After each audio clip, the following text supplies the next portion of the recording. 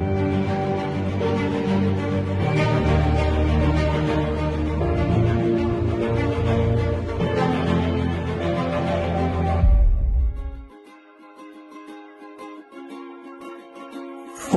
Vinay. So you are in. നമ്മുടെ starting salary എന്ന് പറയുന്നത് 12,500 rupees-ആണ്.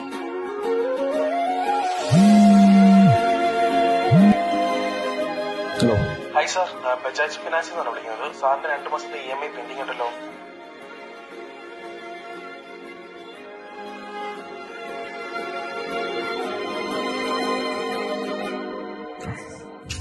ഹലോ.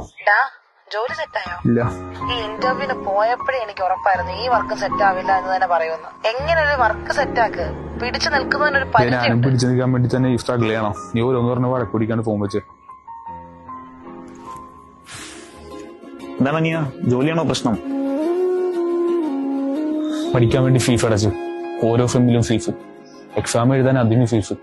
എഴുതിയ പേപ്പർ എങ്ങനെ തോറ്റുപോയാൽ ആ പേപ്പർ ഒന്നുകൂടെ എഴുതാൻ അതിന് ഫീസ്. ഇനി എഴുതിയ പേപ്പറിന് വിചാരിച്ച മാർക്ക് കിട്ടിയില്ലെങ്കിൽ ആ പേപ്പർ ഒന്നുകൂടെ നോക്കാൻ അതിന് ഫീസ്. അങ്ങനെ 6 ഫെമ്മ് പാസ്സായി. ഫൈനൽ സർട്ടിഫിക്കറ്റ് കിട്ടാൻ വേണ്ടി അതിന് ഫീസ്. ഇത്രയും ഫീസ് അടച്ച് ഒരു ഇന്റർവ്യൂ ബോർഡിന്റെ മുമ്പിൽ ജോലിക്ക് വേണ്ടി പോയിരിക്കുമ്പോൾ അവർ പറയണ ആദ്യത്തെ സാലറി കൊടുത്ത 1 മാസത്തെ ഫെം ഫീസിനെക്കാളും കുറവാണ്. എന്തിനാണ് പഠിച്ചത്? ചെറുപ്പം മുതൽ നമ്മുടെ ബ്രെയിനിലോട്ട് കുത്തിവെച്ചിരുന്ന ഒരു കാര്യമുണ്ട്.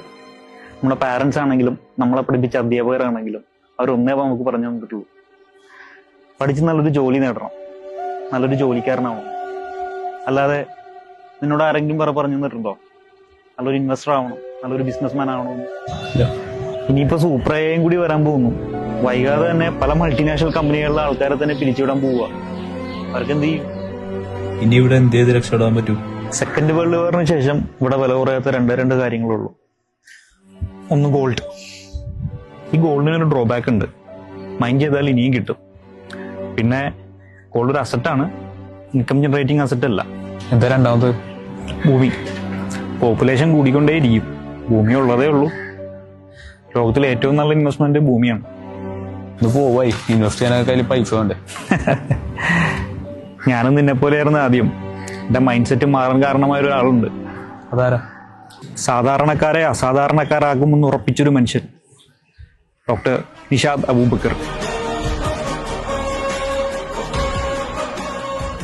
സാധാരണ എല്ലാവരും സ്കൂളിൽ പഠിക്കാൻ വേണ്ടി പോകുമ്പോൾ നമ്മുടെ പാരൻസ് പറയും, മോനെ നല്ലോണം പഠിക്കണേണ്ട, പഠിച്ചിട്ട് ഒരു ജോലി സമ്പാദിക്കണം എന്ന് പറയും.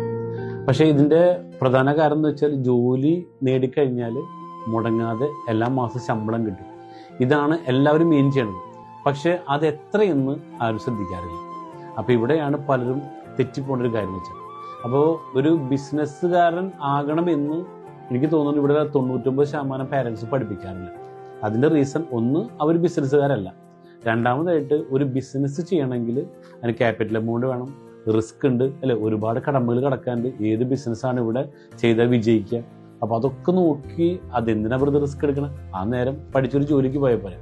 അപ്പോൾ എന്താണ് what is the real purpose of business എന്ന് ചോദിച്ചാൽ അതിന് ഒറ്റ ഉത്തരവേ ഉള്ളൂ, to generate cash more fast. അതായത് കൂടുതൽ പണം പെട്ടെന്ന് ഉണ്ടാക്കണം. എന്ത് ചെയ്യണം? ബിസിനസ് ചെയ്യണം. പക്ഷേ കുറച്ച് പണം കൂടുതൽ സമയം കൊണ്ട് ഉണ്ടാക്കണമെങ്കിലോ, അതിനാണ് ജോലി. പക്ഷേ ഇത് പലരും മനസ്സിലാക്കുന്നില്ല. റീസൺ, ഇപ്പോൾ വിനയ് ഒരു എംപ്ലോയി ആയി വിചാരിക്കാം. ഒരു എംപ്ലോയി ആയി കഴിഞ്ഞാൽ വിനയ്ക്ക് ഒരുപാട് ആഗ്രഹങ്ങളുണ്ട്. നല്ല വീട്ടിൽ താമസിക്കണം അല്ലേ? ഇപ്പോൾ ഇഷ്ടപ്പെട്ട വീട്ടിലാണോ താമസിക്കുന്നത്? അല്ല. ഇഷ്ടപ്പെട്ട വാഹനത്തിലാണോ സഞ്ചരിക്കുന്നത്? അല്ല.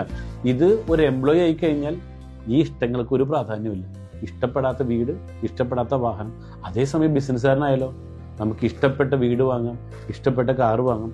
പക്ഷേ ആ ബിസിനസ്സിലേക്ക് ഇറങ്ങുമ്പോൾ ഒരു ചലഞ്ച് എന്ന് വെച്ച് കഴിഞ്ഞാൽ നമുക്ക് ക്യാപിറ്റൽ എമൗണ്ടും ആ ബിസിനസ്സിനെ ട്രെയിൻ ചെയ്യാനൊരു കോച്ച് വേണം. അങ്ങനെ കുറേ കാര്യങ്ങളുണ്ട്. അപ്പോൾ ഇവിടെ ഞങ്ങൾ ചെയ്യണത് ഇതെല്ലാം കൂടെ ഉൾപ്പെടുത്തിക്കൊണ്ടാണ്. കാരണം ഒരു ഇൻവെസ്റ്റ്മെൻറ്റും ഇല്ലാണ്ട് നമുക്കൊരു ബിസിനസ്സിലേക്ക് കടന്നു വരാം. 2, നിങ്ങൾക്ക് അതിനൊരു ട്രെയിനിങ് തരും. അതിനൊന്നും ഞങ്ങൾ ഇൻവെസ്റ്റ്മെൻറ്റ് ചെയ്യേണ്ട, ഫീസും ഒന്നും ഇവിടെ ഈടാക്കുന്നില്ല. അതോടൊപ്പം തന്നെ മറ്റൊരു കാര്യം കൂടി നമ്മൾക്കിവിടെ ഞങ്ങൾ പ്രധാനമായിട്ടും നോക്കണമെന്ന് വെച്ചാൽ ഇന്നോവേഷൻസ് ആണ്.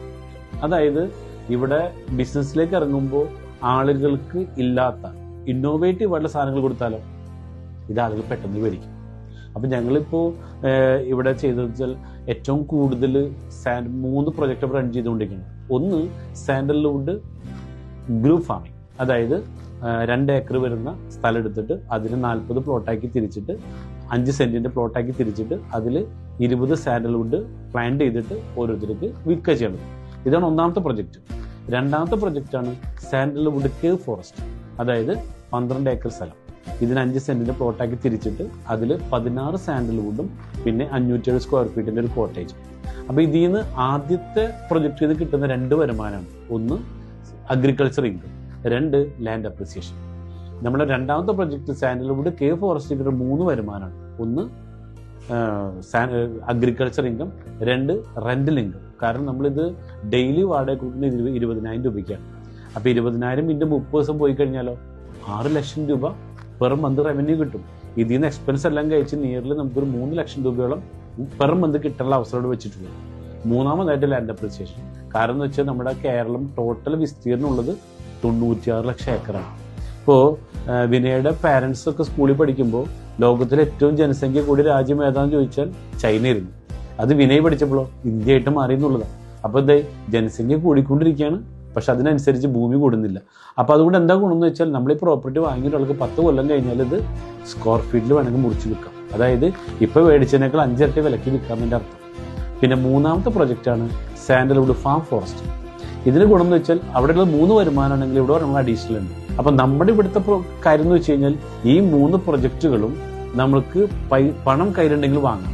പക്ഷെ നിങ്ങളെ സംബന്ധിച്ചിടത്തോളം എന്താണ്, ഇവിടെ ഒരുപാട് ആളുകൾ പണം കയ്യിലുള്ളവരുണ്ട്, പക്ഷെ ഇവർക്ക് എവിടെ ഇൻവെസ്റ്റ്മെന്റ് ചെയ്യണമെന്ന് അറിയില്ല.